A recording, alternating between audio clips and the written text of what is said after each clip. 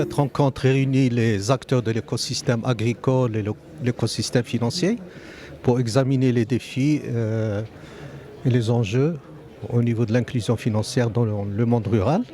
Donc, le diagnostic établi dans le cadre de la stratégie nationale pour l'inclusion financière a relevé des gaps importants au niveau du rural et de l'urbain. Et donc, aujourd'hui, c'est une occasion pour examiner les solutions qu'il faut apporter pour accélérer l'inclusion du monde rural dans le système financier. Donc, comme je l'ai souligné dans mon intervention, il y a à peu près 450 communes rurales qui ne sont pas couvertes par des points d'accès financiers. Et donc le Maghreb a demandé à tous les acteurs de couvrir, de travailler ensemble et couvrir ces communes rurales à chaque fois que les connexions routières et de télécom le permettent. Donc l'autre axe sur lequel il faut continuer à travailler, c'est l'éducation financière. Donc nous avons la Fondation marocaine pour l'éducation financière qui est là, qui a déjà couvert le monde rural par ses programmes de formation. Et donc il a ciblé notamment les femmes au foyer, les femmes qui ont des projets économiques, et donc les artisans et les jeunes. Et donc pour un petit peu rehausser leur connaissance des produits financiers et bancaires,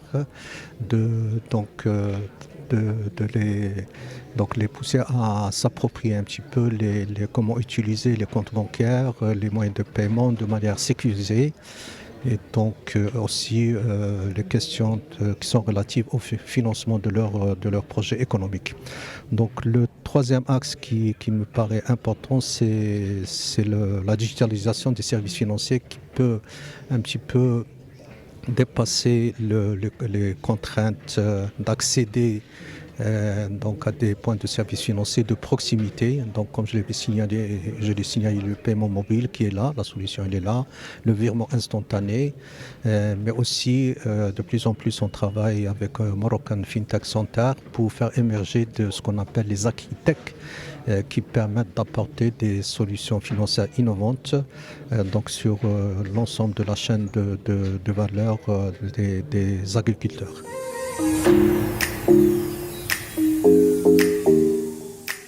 Oui, on fait face à une contrainte structurelle, à des facteurs socioculturels qui sont là. Donc c'est un travail collectif qu'il faut mener avec le ministère de la Culture, avec la société civile, pour dépasser ces contraintes. Et donc je peux donner l'exemple aujourd'hui d'un projet que nous sommes en train de mener avec le ministère de l'Agriculture, c'est d'équiper ces comptes coopératifs dans le cadre de ce SIAM, de les équiper de TPE.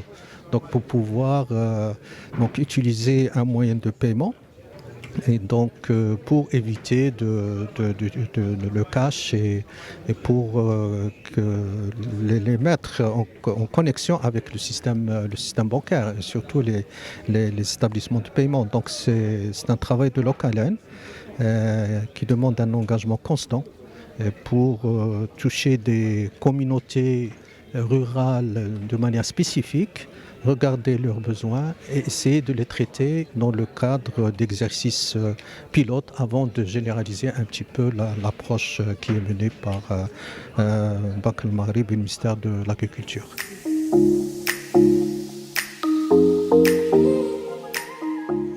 Les produits financiers, est-ce qu'ils sont adaptés au monde agricole? Peut-être qu'une partie oui, peut-être parce qu'il y a le crédit agricole, il y a Tmouil Fellah, il y a d'autres établissements qui sont là sur le terrain et qui essaient de comprendre les besoins et de créer toujours de nouveaux produits.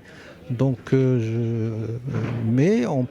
de nouveaux besoins peuvent bien sûr survenir et il faut les satisfaire après un travail d'évaluation sur le terrain pour que la réponse et la solution soient la plus adaptée possible.